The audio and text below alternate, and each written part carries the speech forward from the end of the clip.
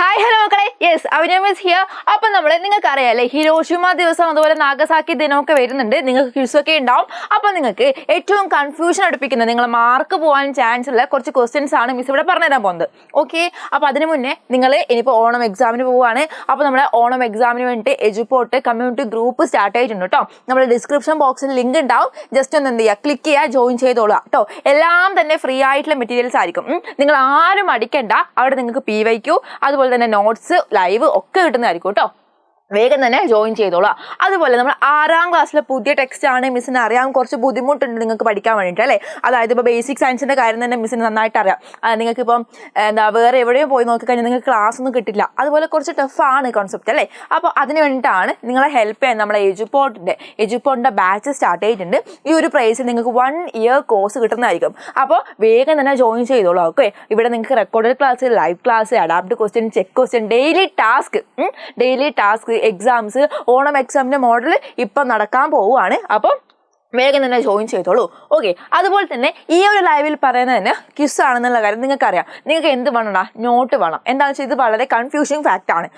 അപ്പോൾ എന്ത് ചെയ്യാം, നോട്ടിന് വേണ്ടിയിട്ട് നിങ്ങൾക്ക് കമ്മ്യൂണിറ്റി ഗ്രൂപ്പിൽ ജോയിൻ ചെയ്യാം. ആ ഒരു കമ്മ്യൂണിറ്റി ഗ്രൂപ്പിൽ നിങ്ങൾക്ക് നോട്ട് കിട്ടുന്നതായിരിക്കും. ഓക്കെ, അപ്പോൾ നമുക്ക് സ്റ്റാർട്ട് ചെയ്യാം അല്ലേ. യെസ്, അപ്പോൾ നമ്മൾ എന്ത് ചെയ്യാം, ക്വിസ് അങ്ങ് സ്റ്റാർട്ട് ചെയ്യാൻ പോവാം കേട്ടോ. ശ്രദ്ധിച്ചിരിക്കാം. ഓക്കെ, അപ്പോൾ നമ്മുടെ ഫസ്റ്റ് ക്വസ്റ്റ്യൻ അല്ലേ, നമ്മൾ എന്തായിരുന്നു ഹിരോഷിമ നാഗസാക്കി ക്വിസ് ആണ് നമ്മൾ നോക്കാൻ പോകുന്നത്. ഓക്കെ, അപ്പോൾ നമ്മുടെ ഫസ്റ്റ് ക്വസ്റ്റ്യൻ, ഫസ്റ്റ് സെറ്റാണ്. ഇന്ത്യയുടെ ആദ്യ അണുബോംബ് പരീക്ഷണം നടന്നത് എവിടെ വെച്ചാണ്? ഇന്ത്യയിലാണ്. ശ്രദ്ധിക്കണം, ഇന്ത്യയിലാണെങ്കിൽ രാജസ്ഥാനിലെ പൊഖ്രാനിൽ വെച്ചാണ്. ഓക്കെ, അങ്ങനെയാണെങ്കിൽ ലോകത്ത് ആദ്യമായി അണുബോംബ് പരീക്ഷണം നടന്നത് എവിടെയാണ്? ലോകത്താണെങ്കിൽ മെക്സിക്കോയിലെ മരുഭൂമിയിലാണ്. പിന്നെയോ, ലോകത്താദ്യമായി ആറ്റം ബോംബ് ഉപയോഗിച്ചത് ഏത് യുദ്ധത്തിലാണ്? യുദ്ധത്തിന്റെ പേരാ ചോദിച്ചത്. ഓക്കെ, ഏത് യുദ്ധത്താ? 2ാം ലോക മഹായുദ്ധം. ഇവിടെ എന്തുണ്ട്? ആദ്യമായി ഉണ്ട്. ക്വസ്റ്റ്യനിൽ ആദ്യം ഉണ്ടെങ്കിൽ ആൻസറിൽ എന്തുണ്ടാവും? 2 ഉണ്ടാവും. നിങ്ങൾ ഓർത്താൽ മതി. ഓക്കെ, അപ്പോൾ നമ്മൾ ഫസ്റ്റ് സെറ്റ് കഴിഞ്ഞിട്ടുണ്ട്. അതിന് സെക്കൻഡ് സെറ്റാണ്. ഹിരോഷിമയിൽ ബോംബ് വർഷിച്ച വിമാനത്തിന്റെ പൈലറ്റ് ആരായിരുന്നു? ക്വസ്റ്റ്യൻ ശ്രദ്ധിക്കുക. ഹിരോഷിമയിലെ പൈലറ്റ് ആണ് ചോദിച്ചത്. അത് പോൾ ടിബറ്റ് ആണ്. Paul Tibbets, pilot Paul. Okay, നിങ്ങൾ ആലോചിച്ച് നോക്കിയേ, ഈ ഹായും അല്ലേ ഈ പായും ഏകദേശം ഒരേപോലെ ഇല്ലേ? ഹിരോഷിമ പ, അങ്ങനെ ഓർമ്മിക്കുക കേട്ടോ. പായിൽ തുടങ്ങുന്ന പേരാണെന്ന് ഓർമ്മിക്കുക. ഇനിയോ, നാഗസാക്കിയിലെ അണുബോംബ് വർഷിച്ച വിമാനത്തിന്റെ പൈലറ്റ് ആര്? നാഗസാക്കി ആണെങ്കിൽ ചാൾസ് സ്വിനിയാണ്. ചാൾസ് സ്വിനിയാണ്. ഓക്കെ, അപ്പൊ നാഗം ചാടി എന്ന് ഓർമ്മിച്ചാൽ മതി നിങ്ങൾ. നാഗം ചാൾസ് സ്വിനി. ഓക്കെ, നാഗം ചാടി എന്ന് ഓർമ്മിക്കുക കേട്ടോ. നാഗം ചാടി എന്ന് ഓർമ്മിച്ചോളൂ. പിന്നെയോ, ആറ്റം ബോംബിന്റെ കെടുതികൾ അനുഭവിച്ചറിഞ്ഞ ജപ്പാൻ ജനത സമാധാനത്തിന്റെ പ്രതീകമായി പണിത മ്യൂസിയം ഏതാണ് നമ്മളോട് ചോദിക്കുന്നത് കേട്ടോ. ഏതാ? Hiroshima peace memorial museum. Simple ആണ്. ഹിരോഷിമയിലാണ്. പീസ് എന്ന് പറഞ്ഞ സമാധാനമാണ്. മെമ്മോറിയൽ അല്ലേ, മെമ്മോറിയൽ മ്യൂസിയം. ഓക്കെ, അപ്പോൾ നമ്മൾ തേർഡ് സെറ്റാണ്. നാഗസാക്കി ദിനം ഓഗസ്റ്റ് 9, ഹിരോഷിമ ദിനം ഓഗസ്റ്റ് 6. അപ്പം നിങ്ങൾ എന്ത് ചെയ്യണം? 6ഉം 9ഉം ഉണ്ട് അല്ലേ. ഇവിടെ ഹി ആണെങ്കിൽ ഇവിടെ എന്താ? ഹിന എന്ന് ഓർമ്മിക്കുക. ഹിരോഷിമ നാഗസാക്കി 6ഉം 9ഉം ഹിന.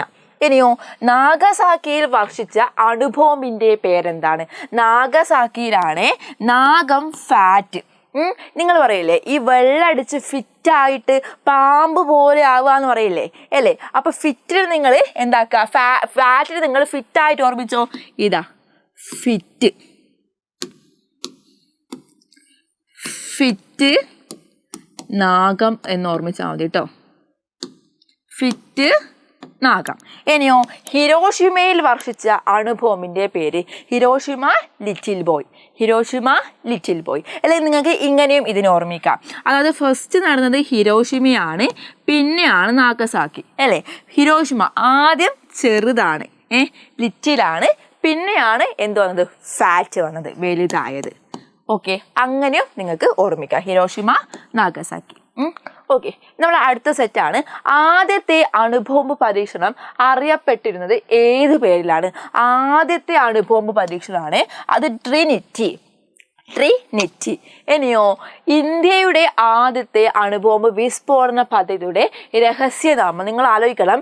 ഇന്ത്യയുടെ ആദ്യത്തെ അണുബോംബ് വിസ്ഫോടനമാണ്. ഇന്ത്യ എന്ന് പറയുമ്പോൾ ഒരു ഇന്ത്യൻ ആയിട്ടുള്ള ഒരു പേര് വേണ്ടേ? യെസ്, എന്താ? ബുദ്ധൻ ചിരിക്കുന്നു. ഇന്ത്യക്കാര് ഒരു അണുബോംബ് പരീക്ഷണം നടത്തിയപ്പോൾ ബുദ്ധൻ ചിരിച്ചു. അങ്ങനെ ഒന്ന് ഓർമ്മിക്കുക കേട്ടോ.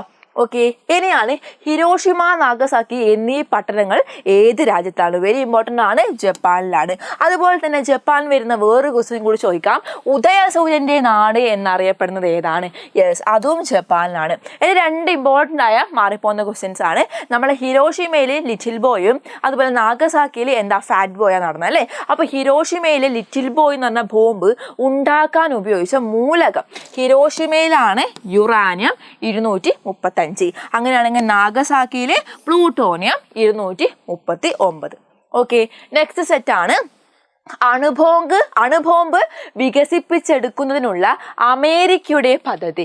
അതാണ് മൻഹട്ടൻ പ്രോജക്റ്റ്. ഇതിൽ മൻഹട്ടൻ എന്നും പറയും, ഹട്ടൺ എന്നും പറയുന്നുണ്ട് കേട്ടോ. കൃത്യമായിട്ട് ക്ലാരിഫിക്കേഷൻ ഇല്ല. ഓക്കെ, അപ്പോൾ അണുബോംബ് വികസിപ്പിച്ചെടുക്കുന്നതിനുള്ള ആരുടെയാ? അമേരിക്കേൻ്റെ ആണ്. അതെന്താ മക്കളെ? മൻഹട്ടൻ പ്രോജക്റ്റ് ആണ്. അങ്ങനെയാണെങ്കിൽ ഈ മൻഹട്ടൻ പ്രോജക്റ്റിൻ്റെ തലവൻ ആരാണ്? ഇതിൻ്റെ ഹെഡ് എന്ന് ചോദിക്കുമ്പോൾ നമ്മൾ റോബർട്ട് ഓപ്പൺ ഹൈമർ. നിങ്ങളൊന്ന് ഓർമ്മിച്ചാൽ മതി. എന്താ? റോബർട്ടിൻ്റെ തലവൻ ഓപ്പൺ ചെയ്തു. റോബർട്ട് ഓപ്പൺ തലവൻ. ഓക്കെ, ഇനിയോ ജപ്പാനിൽ അണുബോംബ് വർഷിക്കുമ്പോൾ അമേരിക്കൻ പ്രസിഡന്റ് ആരായിരുന്നു? അമേരിക്കയാണല്ലോ വർഷിച്ചത്. അപ്പോൾ ജപ്പാനിലാണല്ലോ അണുബോംബ് വർഷിച്ചത്. അപ്പം അമേരിക്കൻ പ്രസിഡന്റ് ആരായിരുന്നു എന്നാണ് നമുക്ക് നോക്കേണ്ടത്. ഓക്കെ, അത് ഹാരി എസ് ട്രൂമാൻ ആണ്. അദ്ദേഹം ഒരു ട്രൂമാൻ ആയതുകൊണ്ടാണ് എന്തുള്ളത് അമേരിക്കയിൽ ഇന്ന് പ്രസിഡന്റായി ഇങ്ങനെ നോക്കിക്കൊണ്ടിരുന്നത് അല്ലേ? നമ്മൾ ജപ്പാനിൽ ഈ അണുബോംബ് വർഷിക്കുമ്പം ഹാരിസ് ട്രൂമാൻ. ഓക്കെ, ഇനിയാണ് ഇന്ത്യൻ അണുബോംബിൻ്റെ പിതാവ് എന്നറിയപ്പെടുന്നത്. മോസ്റ്റ് ഇമ്പോർട്ടൻറ്റ് ക്വസ്റ്റ്യൻ കേട്ടോ. ഇന്ത്യൻ അണുബോംബ്, ഇന്ത്യ ആയിട്ടുള്ളൊരു പേരാണ്. രാജ എന്നൊക്കെ കേൾക്കില്ലേ? അതെ, രാജാരാമണ്ണ. അങ്ങനെയാണെങ്കിൽ ആറ്റം ബോംബിൻ്റെ പിതാവോ? ആറ്റം ബോംബിൻ്റെ പിതാവ് റോബർട്ട് ഓപ്പൺ ഹൈമർ ആണ്. ഇന്ത്യയിലാണെങ്കിൽ രാജാരാമണ്ണയാണ്. പിന്നെ അതുപോലെ തന്നെ ആറ്റം ബോംബിൻ്റെ കാര്യം ചോദിച്ചാണെങ്കിൽ നിങ്ങൾ എന്ത് പറയണം? Robert Oppenheimer. അതുപോലെ ലിറ്റിൽ ബോയ് എന്ന അണുബോംബ് വഹിച്ച വിമാനത്തിൻ്റെ പേര്. ലിറ്റിൽ ബോയ് എവിടെയായിരുന്നു? ഹിരോഷിമയിലായിരുന്നു. എനോള ഗേ അല്ലേ? പിന്നെയോ ഹിരോഷിമയിൽ ബോംബ് വർഷിച്ച വിമാനത്തിൻ്റെ പൈലറ്റ് ആരായിരുന്നു? പോൾ ടിബറ്റ്സ് ആയിരുന്നു. നമ്മൾ നേരത്തെ പറഞ്ഞിട്ടുണ്ട്. ഓക്കെ, ഇനിയോ ഹിരോഷിമയിലെ ബോംബ് വർഷത്തിൽ അതിൻ്റെ അണുപ്രസരണമേറ്റ് രക്താർബുദം ബാധിച്ച മരണപ്പെട്ട പെൺകുട്ടി ഏതാ? Sadako Sasaki. നിങ്ങൾക്കറിയില്ലേ, കുറേ കൊക്കുകളൊക്കെ ഉണ്ടാക്കിയിട്ട് ഈ ഹിരോഷിമ ദിവസത്തിൽ ചിലപ്പോൾ നിങ്ങളുടെ സ്കൂളിൽ നിന്ന് ടീച്ചേഴ്സ് കൊക്കുകളൊക്കെ ഉണ്ടാക്കാൻ വേണ്ടി പറയും. ഒറിഗാമി. അതാ സഡാക്കോ സസാക്കി എന്ന പെൺകുട്ടിയാണ്. പിന്നെയോ അണുബോംബ് ആക്രമണത്തിന് ഇരയായിട്ടും ജീവിച്ചിരിക്കുന്നവർക്ക് ജപ്പാനീസ് ഭാഷയിൽ പറയുന്ന പേരെന്തായിരുന്നു? അതായത് അണുബോംബ് ആക്രമണത്തിന് അവരെന്തായിട്ടുണ്ട്? ഇരയായിട്ടുണ്ട്. പിന്നെ അതുപോലെ ആക്രമണം കഴിഞ്ഞിട്ടും ഇപ്പം മരിക്കണമെന്ന് യാതൊരു ഉറപ്പുമില്ലല്ലോടാ. അതായത് മരിക്കാതെ ജീവിച്ചിരിക്കുന്നവർക്ക് എന്താ പറയുക? നമ്മൾ ജപ്പാനിൽ ഹിബാക്കുഷ ഗോവിന്ദ അവരെ കാര്യം അല്ലേ? മരിച്ചിട്ടുണ്ടെങ്കിൽ അത്രയും നോക്കണ്ടായിരുന്നു. 2 ബോംബ് ആക്രമണത്തിൽ നിന്ന് രക്ഷപ്പെട്ട വ്യക്തി ആര്? 2 ബോംബാക്രമണം നടന്നിട്ടുണ്ടല്ലോ. അപ്പോൾ അതിൽ നിന്ന് രക്ഷപ്പെട്ട ആളാണ് സുറ്റോമോ യമഗുച്ചി. അവരെ പേരല്ലേടാ? സുറ്റോമോ യമഗുച്ചി.